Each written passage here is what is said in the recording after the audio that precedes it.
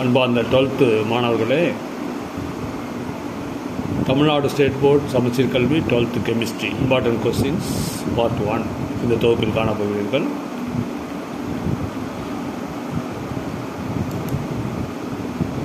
முதலாவதாக, what is the difference between minerals and ores? மினரல்ஸ்னால் எப்படி இருக்கும், ஓர்ஸ்னால் எப்படி இருக்கும்னு நம்ம எழுதுவோம். So minerals contains low percentage of metal. Metal வந்து லோ பர்சன்டேஜில் இருக்கும். Metals cannot be extract easily from minerals. Minerals வந்து ஈஸியாக நம்ம மெட்டலை எக்ஸ்ட்ராக்ட் பண்ண முடியாது. அதுக்கு எக்ஸாம்பிள் சொல்லணும்னா clay, that is Al2O3 SiO2 2H2O. So it's the mineral of aluminium. அடுத்து ores. Ores contains a large percentage of metals. Metals நிறைய இருக்கும். Ores can be used for the extraction of metals on a large scale. ஈஸியாக நம்ம மெட்டலை தனியாக பிரித்து எடுத்துடலாம். அதுக்கு example சொல்லணும்னா bauxite, Al2O3 2H2O is the ore of aluminium. So mineral of aluminium வந்து Al2O3 SiO2 2H2O. That is clay. Ore of aluminium வந்து bauxite Al2O3 2H2O.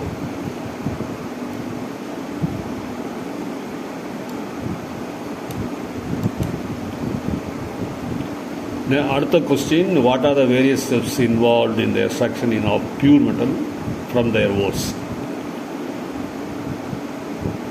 So pure மெட்டலில் ஓர்ஸ்லேருந்து எப்படி நம்ம தனியாக பிரித்து எடுக்கிறதுக்கு என்னென்ன வழிமுறைகள் இருக்குன்னு பார்க்க போகிறோம். ஒன்று வந்து கான்சன்ட்ரேஷன் ஆஃப் த ஓர், ரெண்டாவது extraction of the crude metal, மூணாவது வந்து refining of the crude metal. So concentration of the ore, extraction of the crude metal and refining of the crude metal.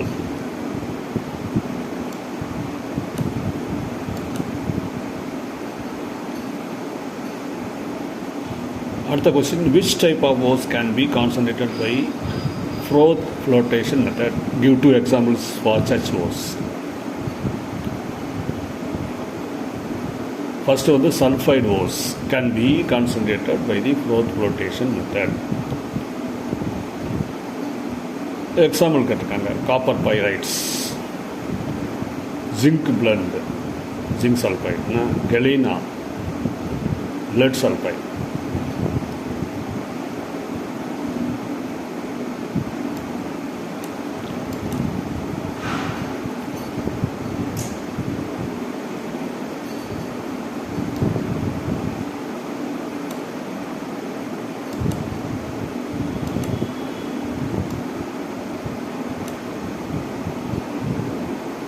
அடுத்ததாக, describe a method for refining nickel mud process for refining nickel. இந்த கேள்வி நிறைய தடவை கற்றுக்கிறார்கள். நன்றாக படித்து பயன்படும்படி மாணாக்களை கேட்டுக்கொள்கிறேன்.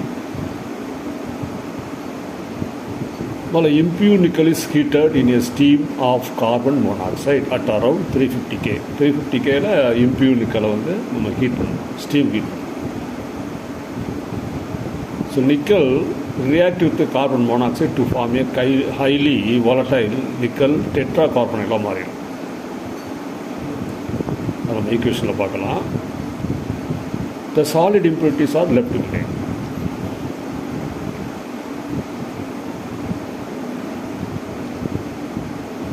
So nickel sulfide plus 4CO gas gives NiCO 4 gas. On heating nickel tetracarbonyl around 460 K, the complex decomposes to give a pure nickel. So nickel tetracarbon monoxide gives nickel solid plus carbon monoxide gas. So 350 Kல பண்ணோம்னா nickel tetra carbon monoxide ஆகும்.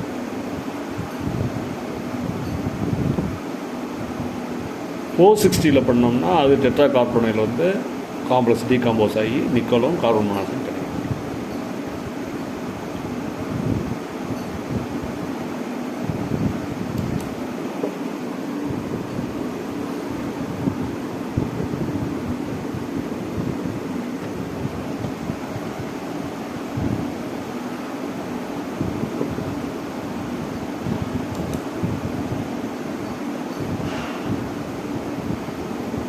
At the question, explain the zone refining process with an example. Zone refining method is based on the principle of fractional crystallization. Fractional.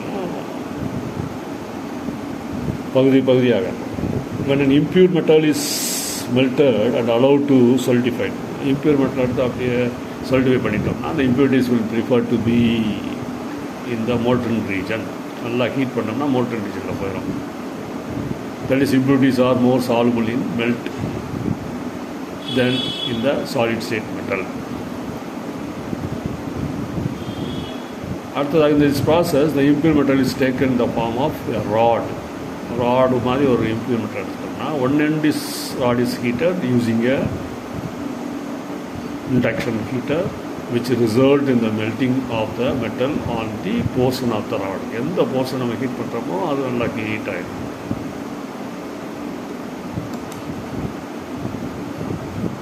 அப்புறம் when the heater is slowly moved to the other end, அப்படியே அந்த heater வச்சு அப்படியே next அந்த ராடுடைய other எண்டில் அப்படியே கொண்டு போனோம்னா the pure metal crystallize and the impurities will move on the adjacent molten zone. So பக்கத்தில் உள்ள அட்ஜசன்ட் ஜோனுக்கு அந்த இம்ப்யூரிட்டிஸ் மூவ் ஆகிட்டு இருக்கும். Formed due to the movement of the heater move ஆக அந்த இம்ப்யூரிட்டிஸ்லாம் அதர் ஜோன்ஸ் மூவ் ஆகிட்டு இருக்கும். as the heater moves further away, the molten zone contains impurities. The molten zone தான் impurities இருக்கும், also moves along with it. Next, the process is repeated several times by moving the heater in the same direction again and again to achieve the desired purity level. So நம்ம என்ன பண்ணணும், அந்த ஹீட்டரை அந்த ராடில் heat பண்ணிகிட்டே இருக்கணும் same டைரக்ஷனில். This process is carried out in an inert gas atmosphere, so to prevent the oxidation of metal. So inert gas atmosphere தான் நம்ம அந்த ப்ராசஸ் பண்ண முடியும். ஏன்னா அந்த ஆக்சிடேஷன் மெட்டல் வந்து ஆகக்கூடாது. அப்போ தான் நமக்கு பியூர் மெட்டல் கிடைக்கும். என்னென்ன எலிமெண்ட் எடுத்துக்கலாம்? எலிமெண்ட் சச்சஸ் ஜெர்மானி எடுத்துக்கலாம், ஜி எடுத்துக்கலாம், சிலிக்கான் எஸ்ஐ எடுத்துக்கலாம், and gallium GA that are used as semiconductors or refined using this process. இந்த மாதிரி மெட்டல்லாம் semiconductors.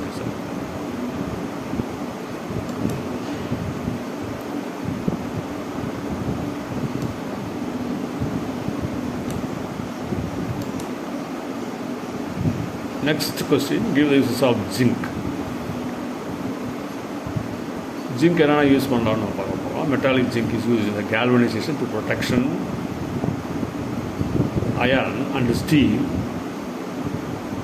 structures from rusting and corrosion. Rusting and corrosionலாம் பார்க்கறதுக்காக நம்ம galvanization பண்ணுறோம் இந்த ஜிங்க்கை. ஜிங்க் வந்து galvanization to protect the iron. Iron மேலே அந்த ஸ்டீல்லையும் பண்ணோம்னா அந்த ரஸ்டிங் அண்ட் கரோஷன் இருக்காது.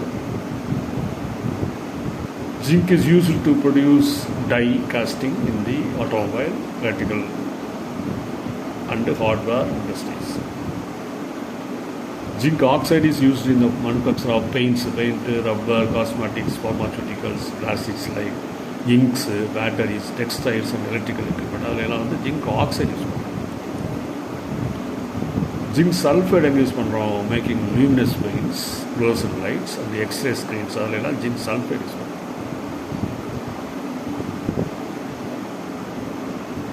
ஃபைனலாக brass an alloy of zinc. ஜிங்கோட brass alloy பண்ணு which is highly resistant to corrosion, used in the water valves and communication equipments. மாணவர்களே, அடுத்த கொஸ்டின் முக்கியமான கொஸ்டின், நன்றாக படிக்குமாறு உங்களை கற்றுக்கொள்கிறேன். Explain the Froth flotation method. So this is used to concentrate sulfide ore such as galena, lead sulfide, zinc blind, zinc sulfide, etc. இங்கே என்னென்னா metallic ore particles preferentially wetted by oil that can be separated from conch. So ஆயில்னால் நம்ம crust ore is mixed with water and frothing agent like pine oil or eucalyptus oil. ரெண்டு oil use பண்ணிக்கலாம்.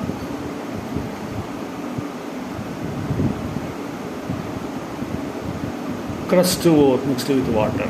Then small amount of sodium ethyl xanthanate is added as a collector. A froth is formed. Oil add பண்ணி நல்லா skip பண்ணோம்னா the froth is formed by blowing air through the mixer. அந்த மிக்சரில் நல்லா ஏர் flow பண்ணணும், hot air flow பண்ணணும். The froth is formed.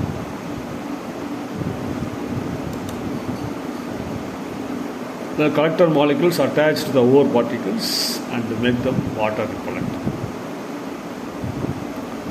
As a result, ore particles wetted by the oil rise to the surface along the froth.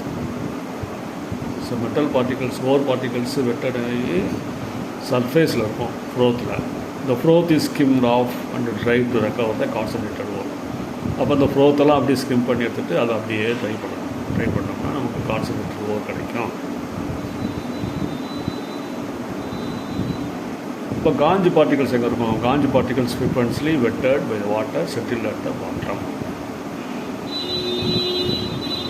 If the sulfides or ore contains other metals, sulfides as impurities, they are selectively prevented from coming to the froth by using depressing agent like sodium cyanide or sodium carbonate.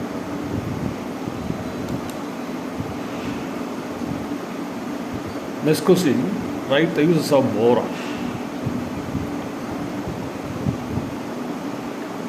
So boron absorbs neutrons, hence it is used as a moderator in nuclear reactor. Nuclear reactor la use பண்ணலாம் boron. Amorphous boron is used as a rocket fuel ignitor. Rocket வந்து amorphous boron use பண்ணுறாங்க அந்த ignitor. Boron is essential for the cell wall plants. Cell wall plants la boron ரொம்ப முக்கியமானது. Boric acid and borax are used in eye drops, antiseptics, washing powders. So முக்கியமான eye drops antisepticலாம் boric acid and borax use பண்ணுறாங்க. Boric acid is used in the manufacture of Pyrex glass. இப்போ கிளாஸ்லையும் boric acid use பண்ணுறாங்க. Next question, give the uses of helium. Helium and oxygen mixture is used by divers in place of air oxygen mixtures. This prevents a painful dangerous conditions called blends. Helium is used to provide an inert atmosphere in the electric arc welding of metals. Electric arc welding metal helium. Helium has the lowest boiling point, hence it is used in cryogenic low temperature sites. It is much less denser than air and hence used for filling air balloons.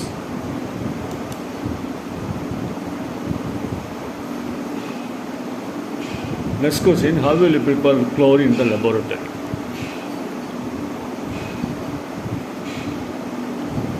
Chlorine is prepared by the action of concentrated sulfuric acid and on chlorides in presence of manganese dioxide. அங்கே பாருங்கள் 4NaCl plus MnO2 plus 4H2SO4 gives Cl2 plus MnCl2 plus 4NaHSO4 plus 2H2O. Sodium குளோரைடையும் manganese ஆக்சைடையும் sulphuric ஆசிடையும் mix பண்ணணும். இது 4:1:4. அப்போ நமக்கு அதில் உள்ள குளோரின் கிடைச்சிரும், அப்புறம் மேங்கனீஸ் குளோரைடு கிடைக்கும், அப்புறம் சோடியம் பைசல்ஃபேட் கிடைக்கும், அப்புறம் வாட்டர்.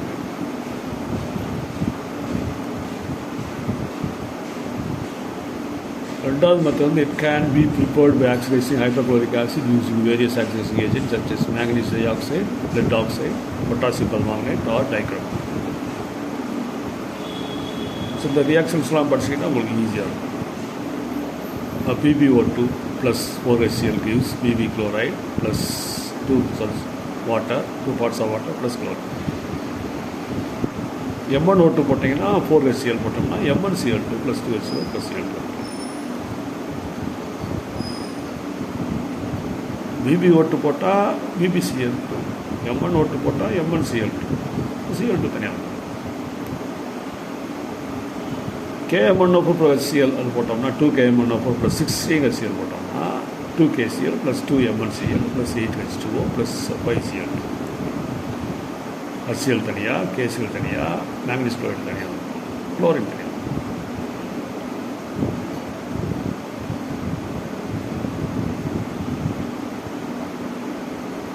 பொட்டாசியம் டைக்ரோமேட் போட்டிங்கன்னா K2Cr2O7 அது போட்டிங்கன்னா ப்ளஸ் 14HCl ஆட் பண்ணோம்னா 2KCl plus 2CrCl3 plus 7H2O plus 3Cl2.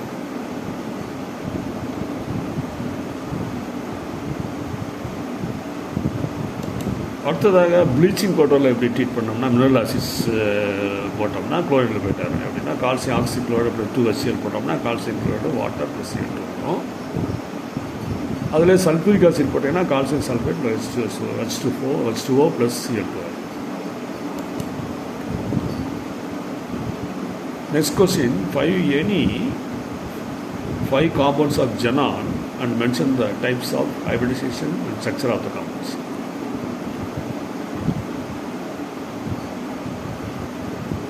XCP2 அது என்ன ஹைப்ரிடைசேஷன்? sp3d அது லீனியராக இருக்கும். XCF4 ஃப்ளோரைட்ஸ் எப்படி இருக்குன்னா sp3d2 ஸ்கொயர் பிளேனராக இருக்கும். XCF6 வந்து sp3d3 இருக்கும், டிசார்டர்ட் ஆக்டாகன் இருக்கும். XCOF2 எப்படி இருக்கும்? sp3d டி ஷேப் இருக்கும். XCOF4 வந்து sp3d2 இருக்கும், ஸ்கொயர் பிளேனராக. இத்துடன் தொகுப்பினை முடித்துக் கொள்கிறேன். அடுத்து வரும் வகுப்பறையில் மேலும் சில கேள்விகளுடன் உங்களை சந்திக்கிறேன். நன்றி, வணக்கம்.